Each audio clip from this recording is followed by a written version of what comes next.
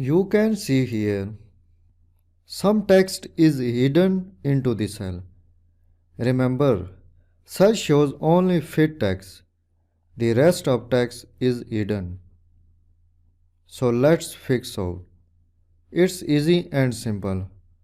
Point to the cursor on column A heading. Press the mouse and drag to column L heading. Now, move your pointer at any column right vertical border. Double click. Now you can see size of columns have been changed. Now click Undo button. Click at any cell.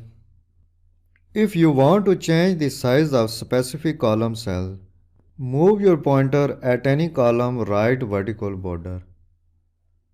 Double click. Now you can see the size of cells in column H are changed.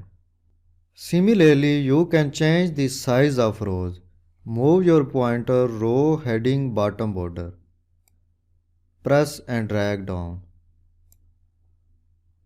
You can see the size of this row is changed. To return back, double click. In this way, you can change the size of columns and rows.